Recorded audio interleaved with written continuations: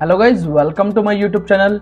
हमारे previous videos में हम डिस्कस कर रहे थे multi threading. Okay, multi threading के अंदर हमने एक टॉपिक स्टार्ट किया है सिंक्रोनाइजेशन।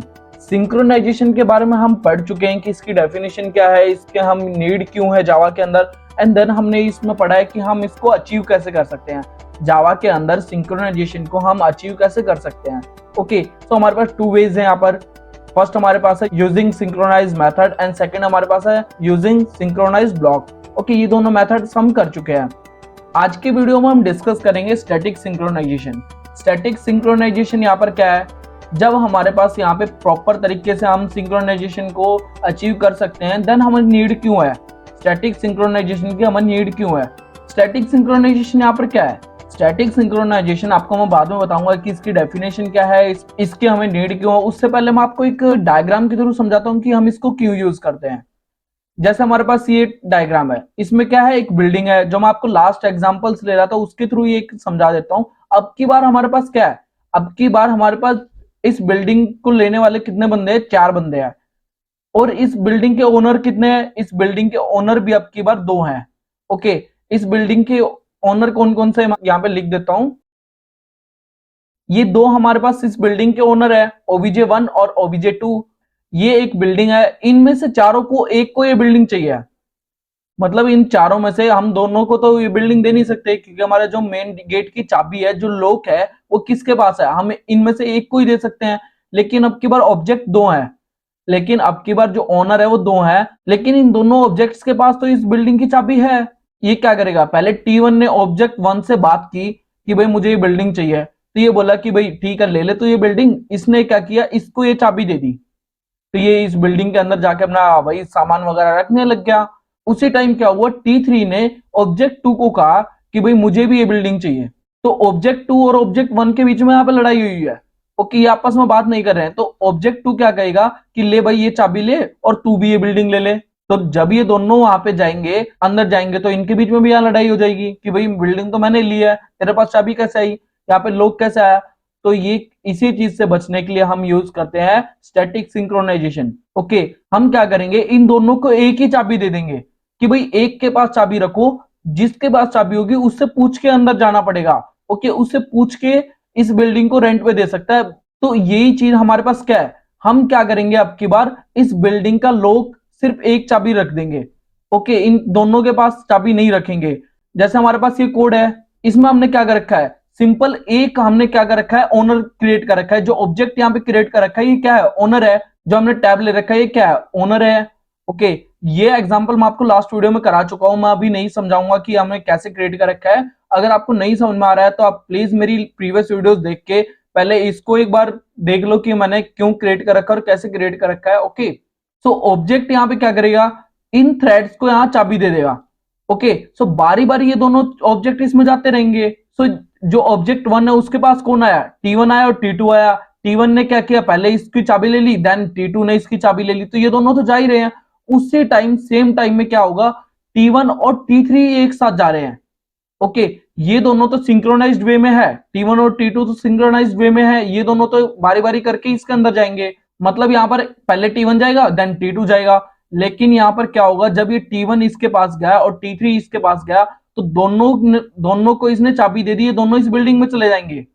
बिल्डिंग में जाते ही क्या होगा, हमारा जो कोड है, हमारा जो यहाँ से प्रोग्राम है, वो सारा जो डाटा है वो मिसमैच हो जाएगा। यहाँ पर अगर हमारा कोई बैंक अकाउंट है और उसके नेट बैंकिंग पासवर्ड 2 बंदों के पास है, ओके, और दोनों बंदे क्या कर रहे हैं, पहले एक बंदे ने साथ में ही उसमें से 10,000 रुपए निकाल लिया और हमारे पास है 15,000 रुपए। ओके, और एक बंदे ने दोबारा उसमें से 10,000 और ट्राई कर लिया, साथ में इन दोनों ने क्या किया है, उसमें एंट्री की है। ओके, उस मेथड के अंदर इसने साथ में एंट्री की है, दोनों थ्रेड्स ने। ओके, दोनों थ्रेड्स में एंट्री होते ही यहाँ पे क्या होगा, जो प्रोग्राम है वो हमारा क्रैश हो जाएगा। जैसे हमारा जो अमाउंट है, जो बैंक बैलेंस है वो 15,000 है, और यहाँ पे निकाल रहे हैं हमारे 20,000, 10,000, ये दोनों विड्रॉल करने की कोशिश कर रहे हैं। तो क्या होगा, हमारा जो कोड है, जो हमारा प्रोग्राम है वो क्रैश हो जाएगा। इसी चीज से बचने के लिए हम यहाँ पे यूज करेंगे static synchronisation. Okay, so static synchronisation क्या, मैं आपको डेफिनेशन बताता हूँ, देन आपको मैं इसका एक प्रोग्राम करके बताऊंगा। ओके, द सिंक्रोनाइज मेथड में lost its behaviour to getting an ordered output. यहाँ पर क्या है, जो सिंक्रोनाइज मेथड है वो भी अपना बिहेवियर लूज कर सकता है आउटपुट देने के लिए। जैसे मैं आपको बता चुका हूँ बैंकिंग सॉफ्टवेयर का, okay. Then there are more objects of a class. इसका एग्जांपल क्या है? इसका एग्जांपल आप मान लो कि हमारा कोई बैंक अकाउंट है, लेकिन वो जॉइंट अकाउंट है, आपके पापा भी यूज कर रहे हो और आप भी यूज कर रहे हो। वहां पर क्या है, फादर और सन दोनों एक साथ अलग अलग ब्रांचेस में जा रहे हैं और वहां से विड्रॉल करा रहे हैं, ओके, ये एक एग्जांपल है। तो उस टाइम क्या होगा, दोनों विड्रॉल करा लेंगे, लेकिन हमारे पास उतना अमाउंट था तो नहीं। तो इसी चीज से बचने के लिए हम यहाँ पे यूज करते हैं static synchronisation. It acquires only the lock of particular instance. To maintain the synchronized behavior, we need a class level lock rather than an instance level lock, which can be achieved by static synchronization. यहाँ पर क्या है, हम जो यहाँ lock दे रहे थे, अब तक लॉक किसको दे रहे थे? हम लॉक दे रहे थे उस मेथड को, उस ऑब्जेक्ट को हम लॉक दे रहे थे। लेकिन अभी क्या है, अभी वो लॉक मिलेगा उस पूरी क्लास को। उस क्लास को हम यहाँ पे लॉक प्रोवाइड कर देंगे कि पूरी क्लास के अंदर ही अगर एंटर करते हैं तो वो सिंक्रोनाइज्ड वे में यहाँ पे एंटर करेंगे, ओके। तो इसी चीज के लिए हम यहाँ पे यूज करेंगे स्टैटिक सिंक्रोनाइजेशन। तो हम इसका एक एग्जांपल भी करके देख लेते हैं कि हम इसको कैसे यहाँ पे यूज कर सकते हैं। इसका जो सिंटेक्स है वो ये है, स्टार्टिंग में हमारे पास आएगा synchronised, then static, and then data type and method name and parameters, और इसके बीच में हमारी स्टेटमेंट, ओके। जैसे हम यहाँ मेथड क्रिएट कर रहे थे, उसके आगे हमें क्या यूज करना है, स्टैटिक कीवर्ड का। सो हम करके देखते हैं इसका यूज और प्रोग्राम क्रिएट करके देखते हैं। ये मैंने यहाँ पर एक क्लास क्रिएट कर लिया है, ओके। और अब हम यहाँ पर क्या करेंगे, एक क्लास क्रिएट कर लेते हैं। क्लास का नाम मैं ले लेता हूँ टेबल वन, क्योंकि टेबल नाम से मेरे पास ऑलरेडी क्लास है इस पैकेज के अंदर, टेबल वन के नाम से मैंने क्लास ले ली। और यहाँ पर एक मेथड ले लेता हूँ, मेथड में ले लेता हूँ वॉइड प्रिंट टेबल, और इसके अंदर मैं पास करा दूंगा इंट एन। ये प्रोग्राम मैं पहले करा चुका हूँ, ओके। और अब मैं क्या करूंगा, इस प्रोग्राम के अंदर मैं फोर लूप ले लेता हूँ। टेबल प्रिंट कराने के लिए हमारे पास फोर लूप है, तो इंट आई, और इसको मैं वैल्यू देता हूँ 1, और आई को कंडीशन दे देता हूँ आई जो है वो छोटा हो या फिर इक्वल हो किसके, 5 से, ओके। और आई को इंक्रीमेंट कर दिया मैंने।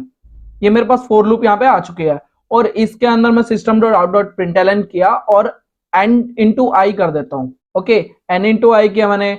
अब मैं यहाँ पर स्लीप मेथड का भी यूज कर लेता हूँ। स्लीप मेथड का यूज करने के लिए हमारे पास होता है ट्राई कैच ब्लॉक के अंदर हम यूज करेंगे थ्रेड डॉट स्लीप, और इसके अंदर मैं पास करा देता हूँ 500 मिली सेकेंड्स, ओके। और कैच ब्लॉक ले लेता हूँ एक्सेप्शन ई, ओके। और इस ब्लॉक के अंदर मैं प्रिंट करा देता हूँ ई को, ई मैं यहाँ पे प्रिंट करा देता हूँ, ओके। सो जो मेरा प्रोग्राम था यहाँ पे, जो मेरी क्लास है टेबल प्रिंट कराने के लिए, वो यहाँ पे क्रिएट हो चुकी है। अब यहाँ पे मैं थ्रेड क्लास और क्रिएट कर लेता हूँ। थ्रेड क्लास में यहाँ पे कौन कौन सी ले लेता हूँ, जैसे मैं क्लास ले लेता हूँ यहाँ पर माई टी एच नाम से ले लेता हूँ, माई टी एच वन, ओके। ये मैंने एक क्लास ले ली, इसमें एक्सटेंड करा देता हूँ थ्रेड क्लास को, ओके। ये मैंने थ्रेड क्लास को यहाँ पे एक्सटेंड करा लिया। अब मैं यहाँ पर क्या करूंगा, मैं यहाँ पर एक ले लेता हूँ table T, table one T, okay. ये मैंने यहाँ पे एक रेफरेंस क्रिएट कर लिया है। और इसके बाद मैं यहाँ पर क्या करूंगा, यहाँ पर एक मैं ले लेता हूँ नम नाम से वेरिएबल, इंट नम ले लेता हूँ। इंट नम ले लिया मैंने, दो यहाँ पे वेरिएबल ले लिए। और यहाँ पर मैं एक कंस्ट्रक्टर क्रिएट कर लेता हूँ। कंस्ट्रक्टर मुझे कौन सी क्लास का लेना है, कंस्ट्रक्टर लेना है मुझे माई टी एच वन के नाम से जो क्लास है उसका, माई टी एच वन, ओके। और इसके अंदर मैं पास कर दूंगा table T, table one T, sorry, table one T और इंट नम। ये मैंने दो चीज यहाँ पे पास कर दिया है। और इसके अंदर मैं क्या करूंगा, इसके अंदर मैं यूज करूंगा दिस डॉट टी, और टी में मैं इसको स्टोर करा देता हूं। और ऐसे ही मैं दिस कीवर्ड का यूज करके दिस डॉट नम करता हूं और इसको भी नम के अंदर स्टोर करा देता हूं, ओके। जो मेरे पास कंस्ट्रक्टर है वो क्रिएट हो चुका है। अब मैं ले लेता हूं यहाँ पर रन मेथड, जो मेरा रन मेथड है उसको ओवरराइड करा लेता हूं। यहाँ पर मैंने पब्लिक वॉइड रन किया, और इसके अंदर मैं क्या करूंगा, टी की हेल्प से मैं कॉल कर लेता हूं प्रिंट टेबल। प्रिंट टेबल जो मेरे पास मेथड है उसको यहाँ पे कॉल कर लिया, और नम मैं इसके अंदर पास करा दूंगा, ओके। तो जो मेरे पास यहाँ पे थ्रेड क्लास है वो यहाँ पे क्रिएट हो चुकी है। ऐसे ही मैं यहाँ पर एक क्लास और ले लेता हूँ, इसको ही कॉपी करके यहाँ पे पेस्ट कर देता हूँ। इसका नाम मैं ले लेता हूँ माई टी एच टू, ओके। और यहाँ भी चेंज कर देता हूँ मैं, ये दो ही चीज यहाँ पे चेंज कर दी थी, ओके। और अब आऊंगा मैं मेन मेथड के अंदर। मेन मेथड के अंदर आने के बाद सबसे पहले हमारे पास क्या काम है, सबसे पहले हमारे पास जो टेबल वन नाम से क्लास है उसका यहाँ पे ऑब्जेक्ट क्रिएट करना है। ऑब्जेक्ट में क्रिएट करने के लिए हमें क्या करना है, टेबल नाम से जो क्लास है वो ले लेता हूँ टेबल वन, और टीबीएल नाम से मैं यहाँ पे एक नाम ले लिया मैंने ऑब्जेक्ट का, ओके। और न्यू कीवर्ड का use and table, table one, ये यहाँ पर मेरा ऑब्जेक्ट क्रिएट हो चुका है, जो मेरे पास टेबल 1 नाम से क्लास है उसका यहाँ पे ऑब्जेक्ट क्रिएट हो गया है। अब मुझे जो एक थ्रेड है इसको एक्टिव कराना है, जो मेरे पास myth1 है myth2 है, इनको यहाँ पे एक्टिव कराना है।